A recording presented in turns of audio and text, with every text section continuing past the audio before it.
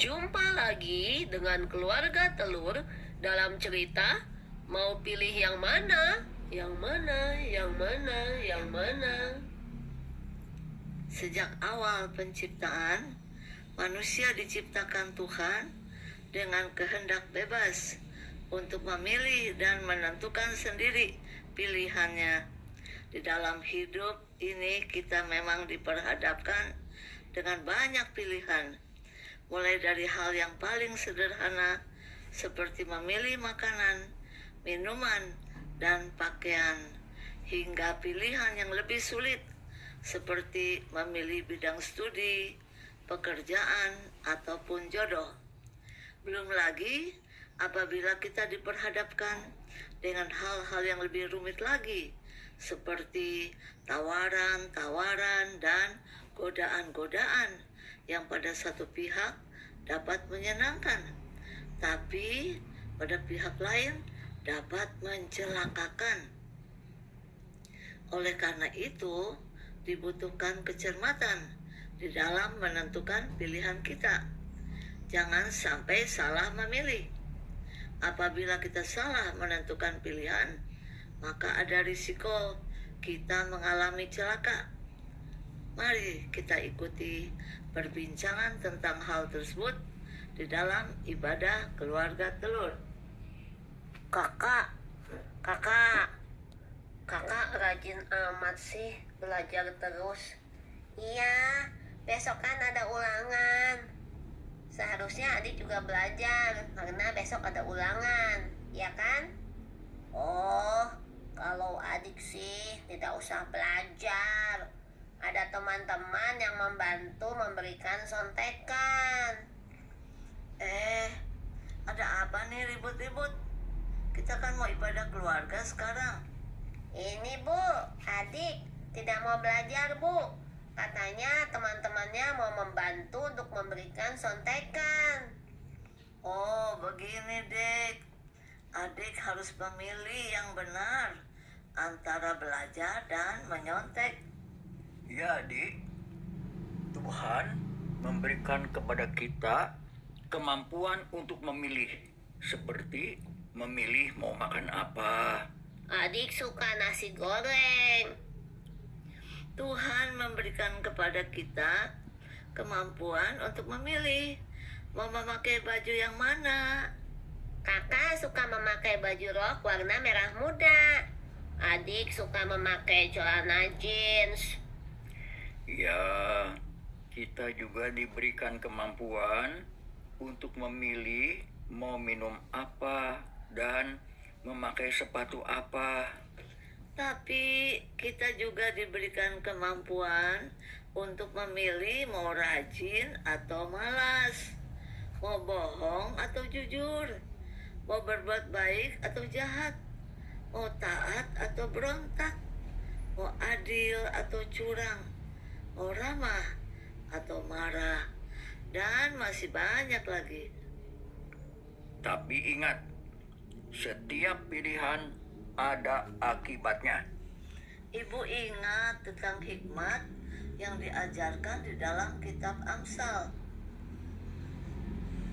Ya, betul. Kakek juga ingat bagaimana hikmat berseru-seru memanggil manusia untuk mendengarkan nasihatnya, seperti yang tertulis di dalam kitab Amsal 1 ayat 20 sampai dengan 33. Apa nasihatnya, Kek? Supaya manusia menjalani hidup yang berhikmat, yaitu dengan takut akan Tuhan. Apa maksudnya, Kek? Takut akan Tuhan artinya menghormati Tuhan dengan menaati perintah-perintahnya. Mari kita membaca firman Tuhan. Tapi sebelumnya kakek berdoa dulu ya. Yuk, mari kita berdoa. Tuhan, kami akan membaca firman Tuhan. Biarlah firman Tuhan itu memberikan kepada kami hikmat dan tuntunan untuk kami di dalam hidup sehari-hari melakukan tingkah laku kami sesuai dengan kehendak Tuhan. Terima kasih Tuhan Yesus, di dalam nama-Mu Tuhan dan Juru Selamat kami yang hidup, kami sudah berdoa. Amin. Sekarang mari kita membaca firman Tuhan di dalam kitab Amsal 1 ayat 7. Kita baca bersama-sama yuk. 1, 2, 3. Takut akan Tuhan adalah permulaan pengetahuan, tetapi orang bodoh menghina hikmat dan didikan. Di dalam perintah-perintah Tuhan ada hikmat Tuhan yang harus kita taati. Menurut kitab Amsal, apabila kita menolak perintah-perintahnya, kita menjadi seperti orang bodoh. Oh, bukannya bodoh itu orang yang tidak sekolah. Ya, kalau di dalam kitab Amsal, orang bodoh itu orang yang tidak melakukan perintah-perintah Tuhan. Dia bodoh karena memilih jalan yang salah, yaitu jalan yang menolak perintah-perintah Tuhan. Jalan itu dapat diumpamakan sebagai jalan kebodohan. Sebaliknya, orang yang melakukan perintah-perintah Tuhan itu orang yang berhikmat atau orang yang pandai. Dengan perkataan lain, dia pandai karena memilih jalan yang benar, yaitu jalan takut akan Tuhan. Jalan itu dapat diumpamakan sebagai jalan hikmat. Nenek jadi ingat waktu nenek kecil di sekolah minggu suka nyanyi lagu Di Dalam Dunia Ada Dua Jalan. Ingat nggak kakek? Ingat nggak ayah, Iya, ibu? ingat, betul. Yuk kita nyanyi dulu sama-sama mari. ya. 1, 2, 3. Di dalam dunia ada dua jalan, lebar dan sempit. Mana kau pilih? Yang lebar api, jiwamu mati. Tapi yang sempit, hidup berglori. Coba kita lihat dan perhatikan seperti apa itu jalan hikmat.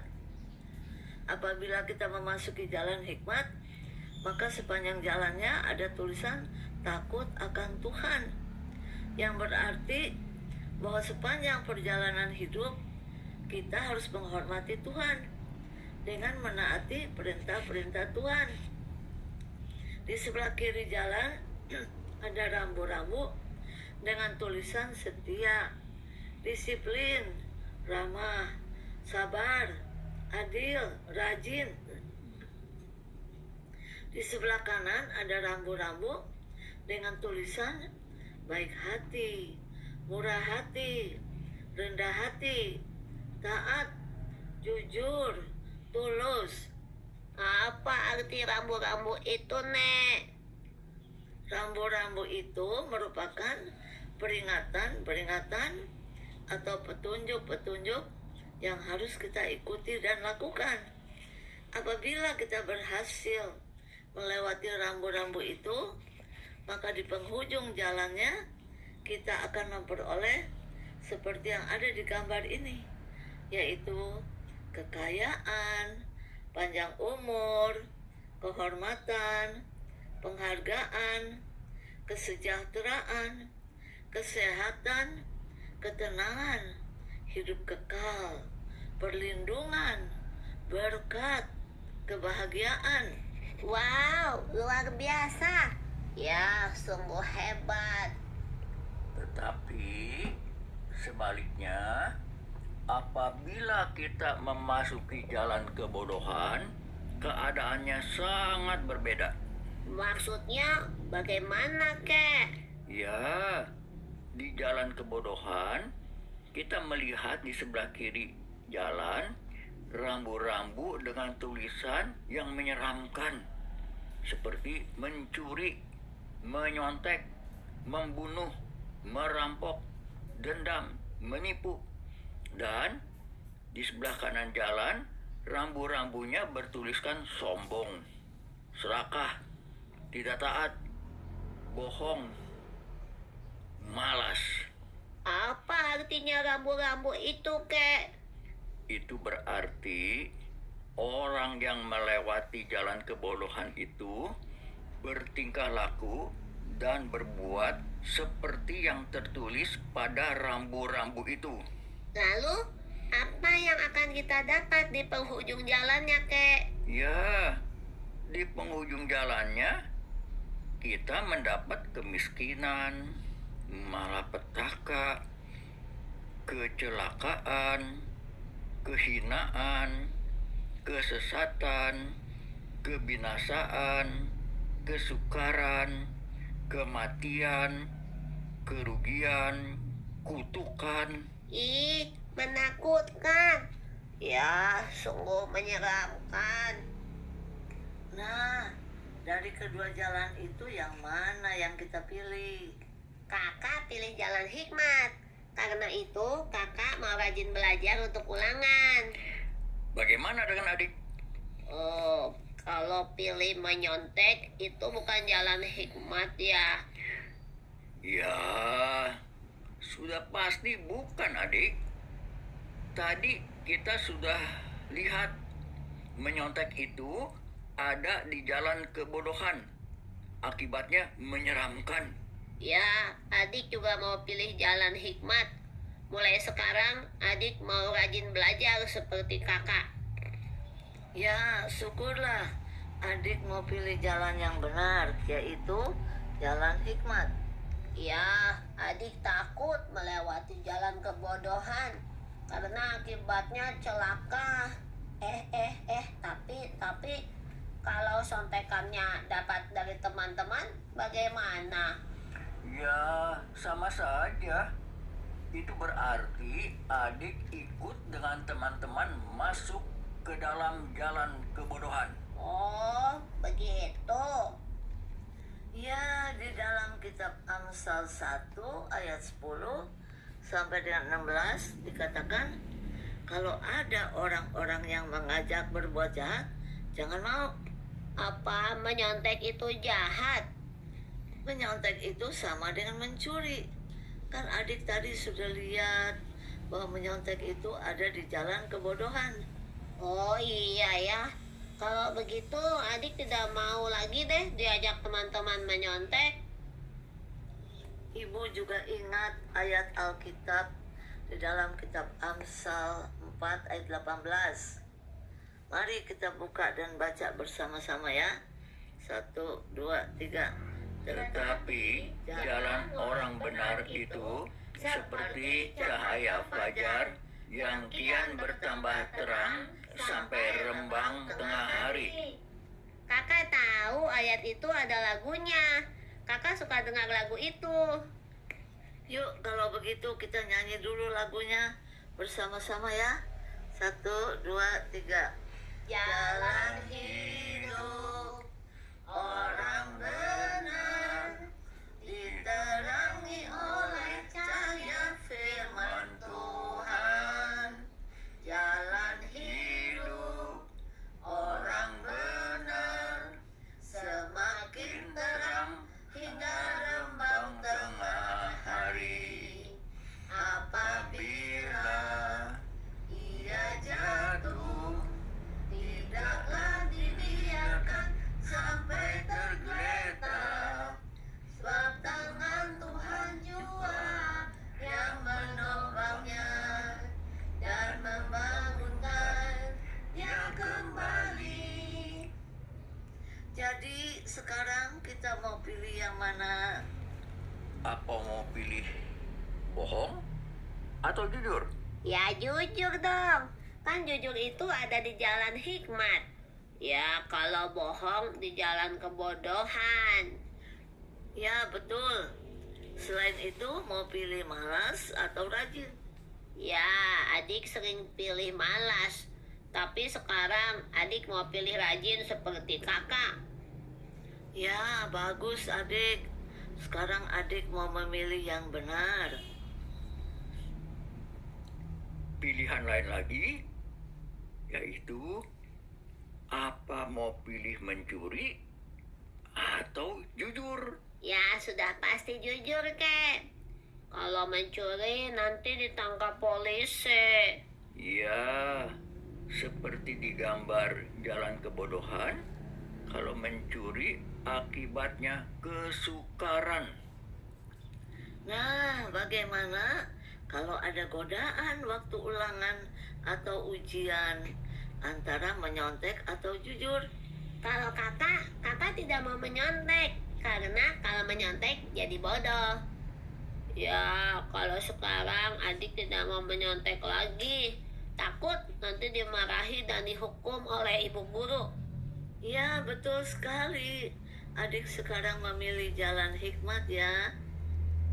Bagaimana pilihan antara berkelahi dan membawa damai? Pilih yang mana? Kalau kakak suka yang membawa damai. Sebenarnya adik juga tidak suka berkelahi.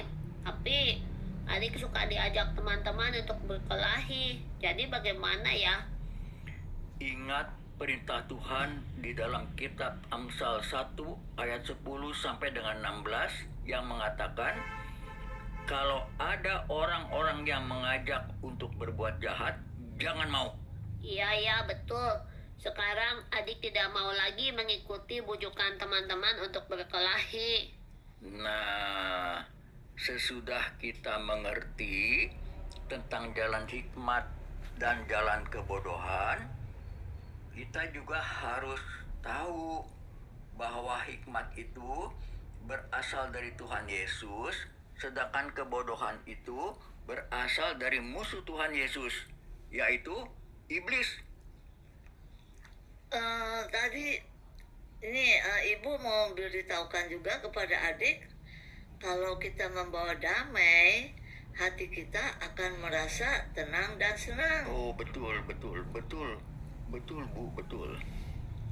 Jadi kita mau ikut yang mana? Apa Tuhan Yesus atau iblis? Kakak mau ikut Tuhan Yesus. Adik juga mau ikut Tuhan Yesus. Kalau kita ikut Tuhan Yesus, kita akan selamat dari segala mara bahaya. Sedangkan kalau kita ikut iblis, kita akan celaka. Ya, seperti yang ada di gambar jalan hikmat dan jalan kebodohan tadi ya, Nek. Ya, Tuhan Yesus mengasihi kita semua. Tuhan Yesus sayang kepada semua anak. Tuhan Yesus tidak mau ada satu orang atau satu anak yang celaka. Pada Tuhan Yesus ada berkat, kasih, damai sejahtera, kebahagiaan, keselamatan, perlindungan, pertolongan, kesembuhan, kebaikan, sukacita, kebenaran.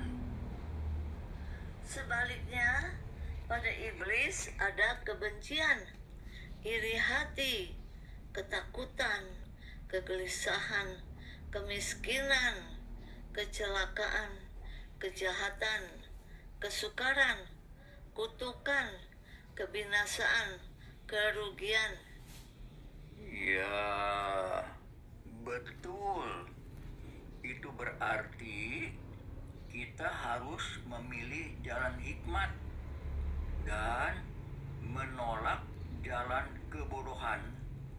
Memang itu tidak mudah, karena kita selalu tergoda untuk masuk ke jalan kebodohan dan tersesat di dalam jalan kebodohan.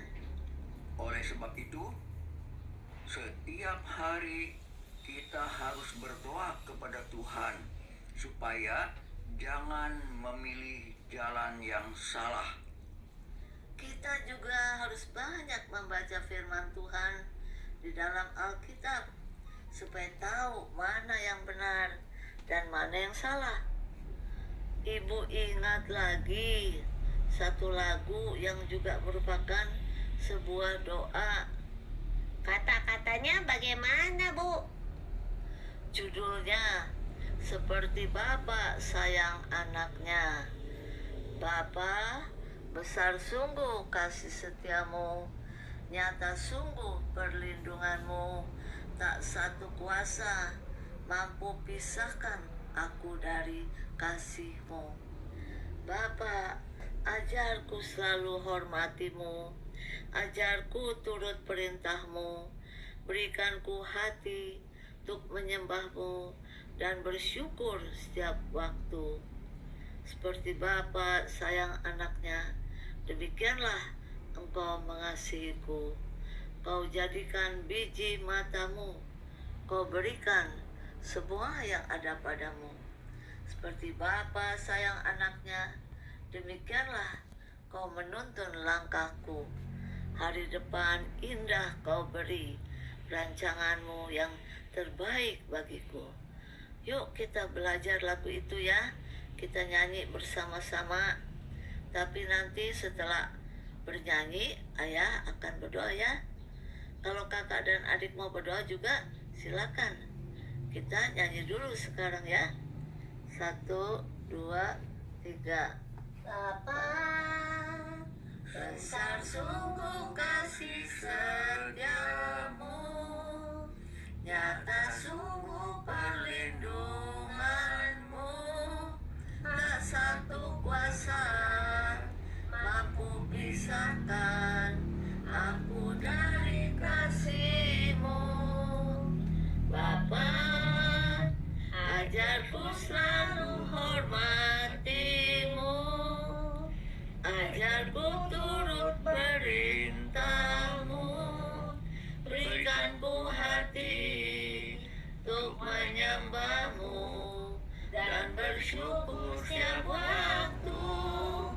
Seperti Bapa sayang anaknya, demikianlah Engkau mengasihiku. Kau jadikan biji matamu, Kau berikan semua yang ada padamu. Seperti Bapa sayang anaknya, demikianlah Kau menuntun langkahku. Hari depan indah Kau beri, rancanganmu yang terbaik bagiku.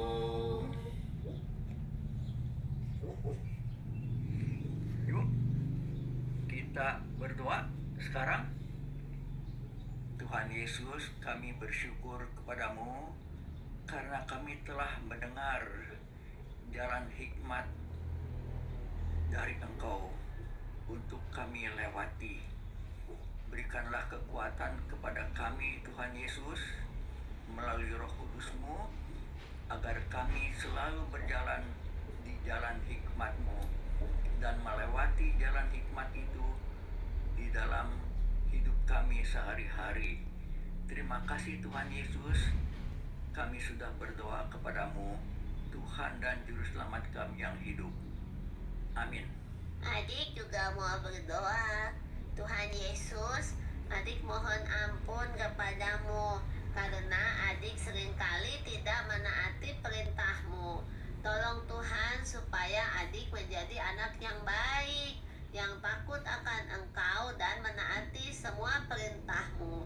Terima kasih Tuhan Yesus, di dalam nama Tuhan Yesus adik berdoa. Amin. Sebagai penutup ibadah keluarga kita nyanyi lagu itu lagi ya. Dari bagian doanya bersama-sama. 1, 2, 3.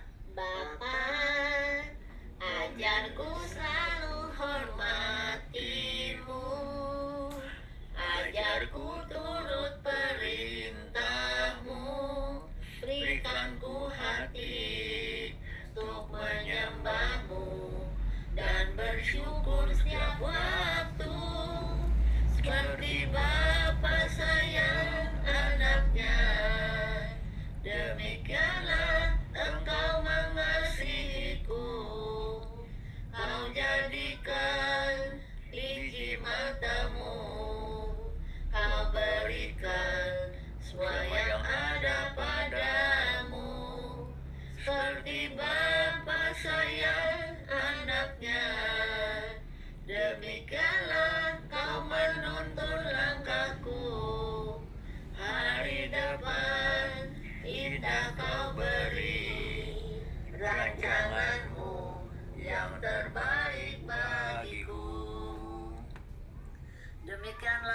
cerita keluarga telur episode Mau Pilih Yang Mana. Kiranya Tuhan Yesus memberkati kita semua. Nah, cerita Mau Pilih Yang Mana diperankan oleh keluarga telur yang terdiri atas kakek, nenek, ayah, ibu, kakak, dan adik. Ide cerita, kreasi telur, penataan dan dekorasi panggung, dan gambar latar panggung dibuat oleh Ibu Poppy Mary Elia. Naskah cerita ditulis oleh Ibu Poppy Mary Elia. Gambar-gambar cerita dibuat oleh Ibu Grace Octavia. Juru kamera adalah Ibu Maria VJ Setiawan. Bagian perlengkapan adalah Bapak Muhammad Arif. Suara kakek dan ayah dibawakan oleh Bapak Heno BI Setiawan. Suara nenek dan ibu dibawakan oleh Ibu Poppy Mary Elia. Suara kakak dan adik dibawakan oleh Ibu Maria VJ Setiawan. Narator cerita adalah Ibu Poppy Mary Elia. Alkitab yang kami pergunakan adalah Alkitab terbitan Lembaga Alkitab Indonesia pada tahun 2008, yaitu Alkitab Rainbow atau Indonesian Version of the Rainbow Study Bible yang diterbitkan di Jakarta oleh Lembaga Alkitab Indonesia dan di Surabaya oleh Majesty Books Publisher. Lagu-lagu yang kami nyanyikan adalah lagu sekolah minggu berjudul Di Dalam Dunia Ada Dua Jalan. Kemudian lagu Seperti Bapa Sayang Anaknya oleh Bapak Jeffrey S. Chandra, dan lagu Jalan Hidup Orang Benar oleh Bapak Robert Sutanto dan Ibu Lea Sutanto. Demikianlah episode Keluarga Telur kali ini. Terima kasih sudah menyaksikan. Semoga kita berjumpa lagi dalam episode Keluarga Telur berikutnya. Tuhan Yesus memberkati. Shalom semuanya.